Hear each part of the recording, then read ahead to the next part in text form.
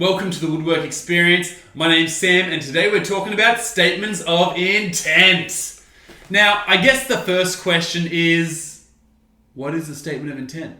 Well, a statement of intent outlines exactly what you are planning to make for your HSC major project. It's pretty simple. You explain it, you state it, and you go on with it.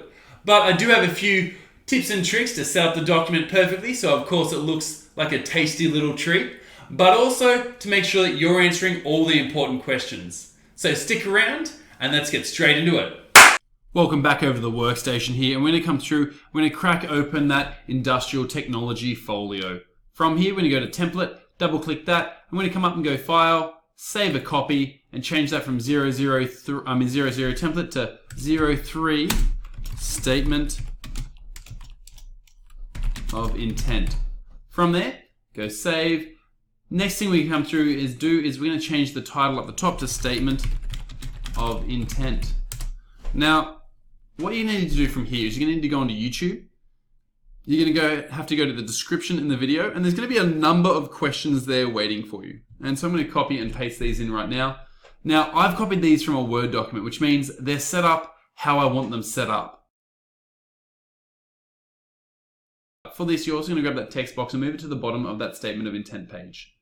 And now it's time to start answering these questions. But you need to be so specific, guys.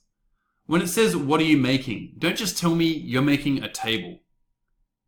Tell me you are making a modern, minimalistic, Scandinavian-styled table using raw timber and an epoxy backfill. Be very specific. Why are you making it? Don't just tell me, because I want a table. Tell me that your parents have just purchased a new home and they're looking for a new dining room table. Tell me that the reason you've gone with a minimalistic vibe is because the place is actually on the water over in Lake Macquarie and that it is a 3-bedroom penthouse unit that requires such a design. Be specific, because that's what the markers are looking for. Now, when it asks for where will the project go, in brackets next to it, I've said, draw up a floor plan. And I mean it, draw up a floor plan and show what's in the room, and then show me where this product you are making is going to go and insert that here. Take some photos of the space and show me where it's going to fill, what it might be replacing. So if you're replacing an old product with this new one, show me what you're replacing. Be so specific here. The reason it's so important to be specific is because we want to get you full marks. And the way to get you full marks is for you to show us that you actually understand what you're making. Go through and answer these questions in full sentences, in paragraphs if you need to. Be as specific as possible because you want to show the marker that you are a higher order thinker, that you are able to operate and respond at a Year 12 level. And by responding at a Year 12 level, that means including the question in your answer so that you can delete the questions here. It looks a bit silly having, what are you making? I am making. That looks ridiculous. Just have it in paragraph or sentence form. And honestly, the who, what, when, where, and why could be in one giant paragraph. The time constraints, one paragraph. Finances, one paragraph. But right to a high level.